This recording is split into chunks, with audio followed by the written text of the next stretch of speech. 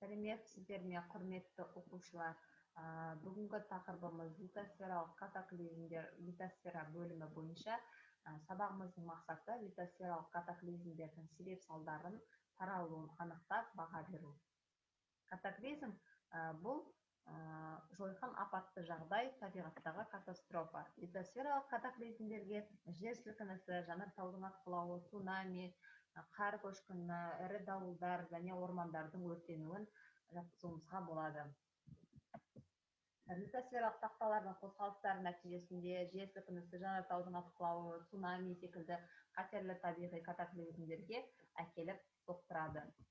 Жер сілкінісі жер бетіндегі бір қалыпты таралмайды, яғни ол бұрыннан белгілі. Жалпы Альпі және Гималай сейсмикалық белдеулері бұрыннан белгілі болса, басқа белдеулер кейіннен сейсмографтық аспаптардың көмегімен анықталды. Жер сілкінісі және сейсмикалық белдеулер литосфералық тақталардың бір-бірімен байланысын білдіреді.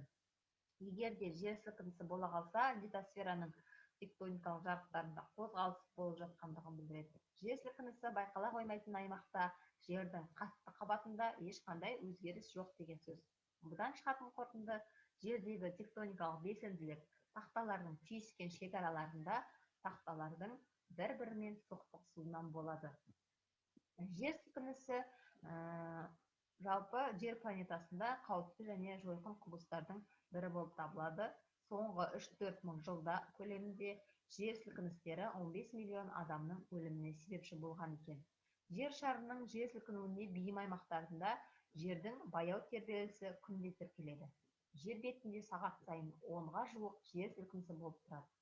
Жылына 100 мың адам, 100 мыңнан астам апатты жерлерде тіркеліп, жалпы тіршілікке де, адамзатқа да үлкен зиянын келтіруде. Мысалға, 1963 жылы 27 шілдеде Македония астанасы Скопье қаласында жан түршігерлік сейсмикалық апат тіркелді.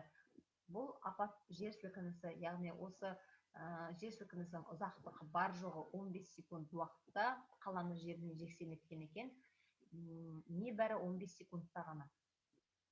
Жер сілкінісі болатын кезде алдын ала бір немесе бірнеше рет жер асты дүмпулері сезіледі. Дүмпулер ондаған километрді қамтып, 300-700 километрге дейінгі тереңдікте тектоникалық жарықтардың бойымен жыныстардың кенеттен ығысу есебінен болады. Жер қыртысының терең қойнауындағы кенеттен күш алып қозғалған жерін жер сілкінісінің ошағы деп атаймыз, немесе эпицентрі деп атаймыз. Бұл жерде көріп тұрғандарыңыздай, сіздерге жер сілкінісі мен жанартаулардың картасы берілген. Жалпы дүние жүзі бойынша қай аймақтарда таралғанын картадан қарап оқисыздар.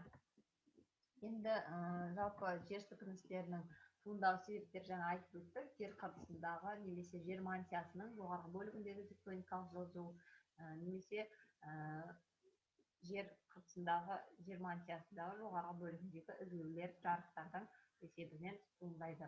Осы жарықтар арқылы жер қыртысының қабаттары жылжиды, яғни жоғары көтеріледі. Жаңа айтып өттім, жер сілкіну ошағы деп, яғни эпицентрі.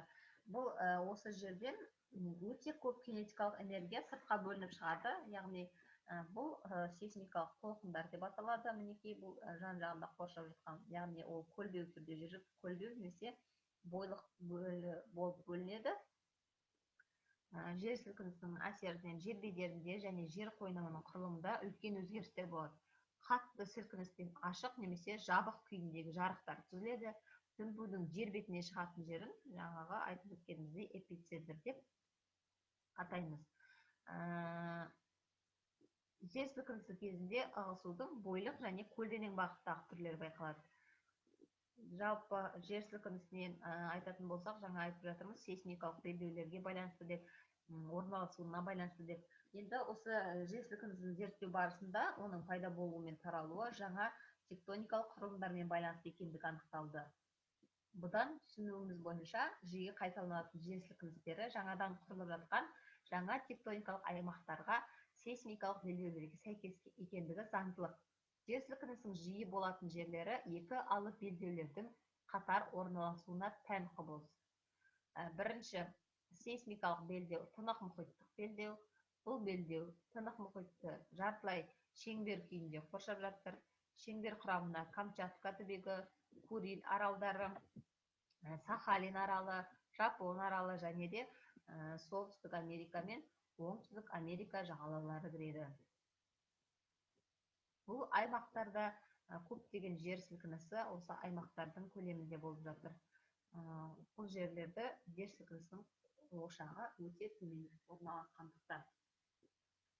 Енді келесі екінші бізде сейсмикалық белдеу жерорта теңіздік және альпілік деп аталады. Бұл белдеу картаға қарап отырамыз. Бұл белдеуде Португалия жағалауы, Жасыл мүйіс аралынан бастап шығысында Жаңа Гвинея аралына дейінгі үлкен аралықты қамтиды екен. Жалпы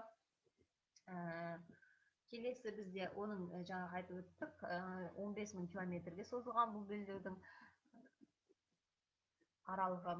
Ал шығыс африкалық сейсмикалық белдеу келесіміз бізде ол Қызыл теңіздің солтүстігінен бастап оңтүстігіндегі Замбези өзеніне дейінгі ара қашықтықты шығыс Африка тектоникалық жарығының бойында орналасқан.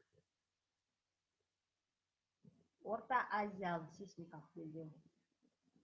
Бұл біздің Евразия материгінің Азия бөлігінде, яғни Тянь-Шань таулы жүйесі, Моңғол, Алтай, Хангай таулы үстірті, Байкал маңы, Байкал сыртты таулары, Куньлунь, Наньшань жоталары, тағы басқалары осы орталық Азия сейсмикалық белдеуіне жатады екен.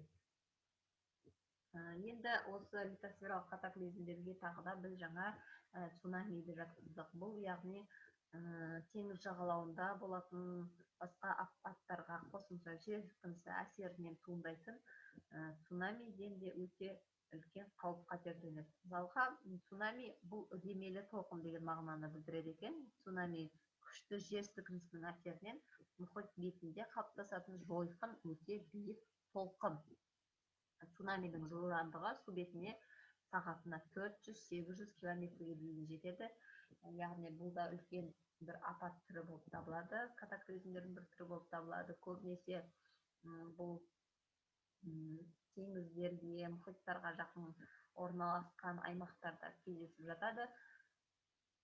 Келесі бізде жанартаулар. Мысалға, біз жанартауларды сөнбеген және сөнген деп екі топқа бөлеміз. Жалпы жанартау ол терең магмалық ошақтардан жер бетіне лавалар, ыстық газдар мен булар, тау жыныстарының атқылап тұратын жер қыртысындағы жарықтардың үстінде пайда болатын құбылыс.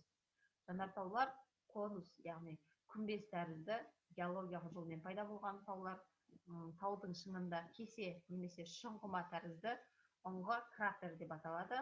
Кратердің төменгі жағы бойлық канал арқылы төменге жалғасады. Ал жер бетіне төгілген магманы лава деп атаймыз. Бұны сендер видеолардан, жаңалықтардан немесе суреттерден көрген боларсыңдар, жалпы жанартаудың сипатын.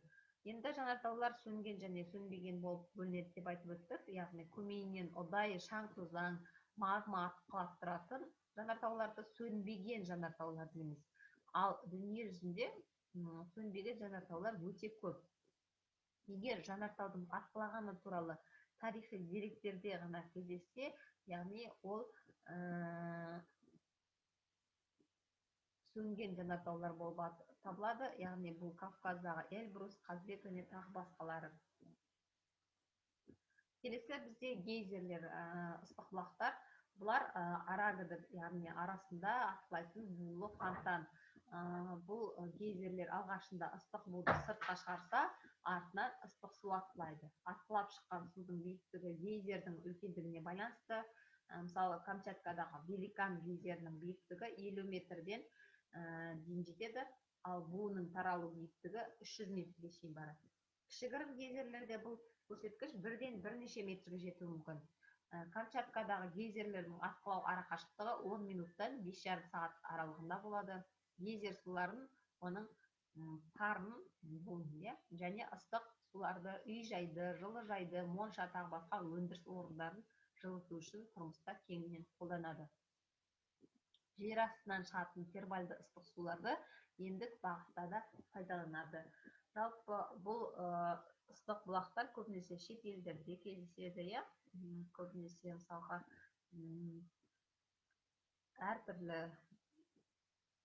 әртүрлі бағытта пайдаланады. Енді жалпы тақырыбымыз осы жаңағы литосфералық катаклизмдерге шолу болатын. Енді тапсырманы түсіндіре кетсем,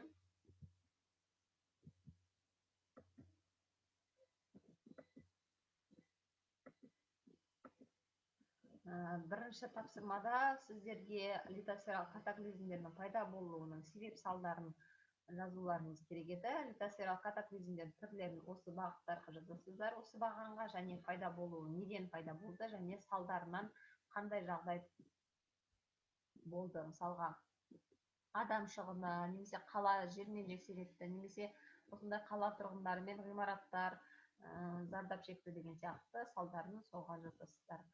Келесі бізде екіншісі жанартаулар неше түрге бөлінеді, және де кескін картаға жанартаулар тауып белгілеңдер және атауын жазыңдар деген тапсырма. Яғни жанартаулар жаңа мен айтып өткенімдей екіге бөлінеді дедік. Сіздер кескін картаға сөнбеген жанартауларды және сөнген жанартаулардан 4 аймақтарды белгілейсіздер. Яғни 4 сөнген жанартауды және 4 сөнбеген жанартауларды белгілеп кескін картаға түсіресіздер.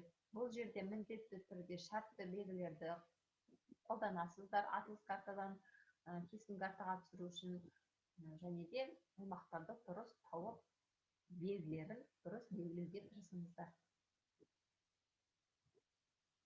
Жалпы осы тақырыбымыз осы. Назар қойып тыңдағандарыңызға рахмет.